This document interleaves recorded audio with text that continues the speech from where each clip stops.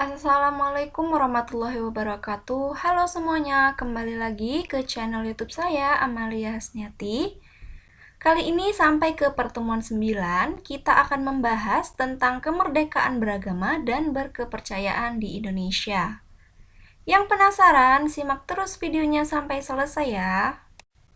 Kemerdekaan beragama dan berkepercayaan mengandung makna bahwa setiap manusia bebas memilih, melaksanakan ajaran agama menurut keyakinan dan kepercayaannya. Setiap manusia tidak boleh dipaksa oleh siapapun, baik itu oleh pemerintah, pejabat agama, masyarakat, ataupun orang tua sendiri. Kemerdekaan beragama dan kepercayaan di Indonesia dijamin oleh Undang-Undang Dasar Negara Republik Indonesia tahun 1945 yang termuat dalam pasal 28E ayat 1 dan 2. Yang pertama, ayat 1-nya, setiap orang bebas memeluk agama dan beribadat menurut kepercayaan agamanya, memilih pendidikan dan pengajaran, memilih pekerjaan, memilih kewarganegaraan, memilih tempat tinggal di wilayah negara dan meninggalkannya serta berhak kembali. Adapun dalam ayat 2 tertuang, setiap orang berhak atas kebebasan meyakini kepercayaan, menyatakan pikiran, dan sikap sesuai dengan hati nuraninya. Di samping itu, dalam pasal 29 Undang-Undang Dasar Negara Republik Indonesia tahun 1945 ayat 2 disebutkan bahwa negara menjamin kemerdekaan tiap-tiap penduduk untuk memeluk agamanya masing-masing dan untuk beribadat menurut agamanya dan kepercayaannya itu. Lalu apa saja sih agama yang diakui di Indonesia? Jadi ada 6 kepercayaan ataupun agama yang diakui di Indonesia. Yang pertama ada Islam, yang kedua ada Protestan, yang ketiga Katolik, yang keempat Buddha, yang kelima Hindu, dan yang keenam adalah Konghucu. Kemerdekaan beragama tidak boleh dikurangi dengan alasan apapun. Hal ini diatur dalam pasal 28I ayat 1 Undang-Undang Negara Republik Indonesia tahun 1945. Yang mana diperlukan hal-hal ini untuk mewujudkan ketentuan tersebut.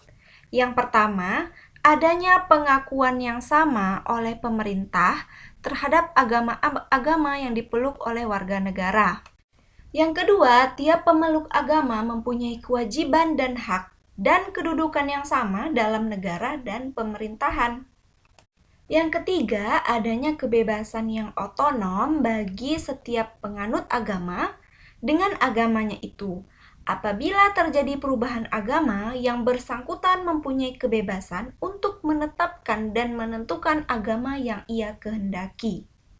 Masih di pasal yang sama, yaitu pasal 28I ayat 1, yang keempat adalah adanya kebebasan yang otonom bagi tiap golongan umat beragama serta perlindungan hukum. Di negara kita mengenal konsep tri-kerukunan umat beragama yang terdiri atas kerukunan internal umat seagama, kerukunan antar umat berbeda agama, dan kerukunan antar umat beragama dengan pemerintah. Yang pertama yaitu kerukunan antar umat seagama, yang bermakna adanya kesepahaman dan kesatuan untuk melakukan amalan dan ajaran agama yang dipeluk dengan menghormati adanya perbedaan yang masih bisa ditolerir. Dengan kata lain, sesama umat seagama tidak diperkenankan untuk saling bermusuhan, saling menghina, saling menjatuhkan, tetapi harus mengembangkan sikap saling menghargai dan menghormati. Yang kedua yaitu kerukunan antar umat beragama adalah cara ataupun sarana untuk mempersatukan dan mempererat hubungan antara orang-orang yang tidak seagama dalam proses pergaulan di masyarakat. Tetapi bukan ditujukan untuk mencampur adukan ajaran agama.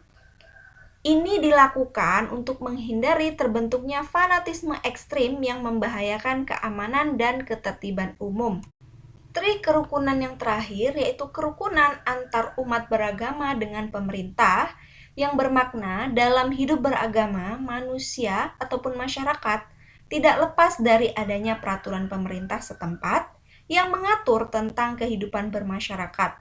Masyarakat tidak boleh hanya menaati aturan dan dalam agamanya masing-masing, akan tetapi juga harus menaati hukum yang berlaku di negara Indonesia. Demikianlah penjelasan singkat dari saya tentang kemerdekaan beragama dan berkepercayaan di Indonesia. Jangan lupa like, comment, and subscribe channel YouTube saya. Semoga videonya bermanfaat. Bye. Assalamualaikum warahmatullahi wabarakatuh.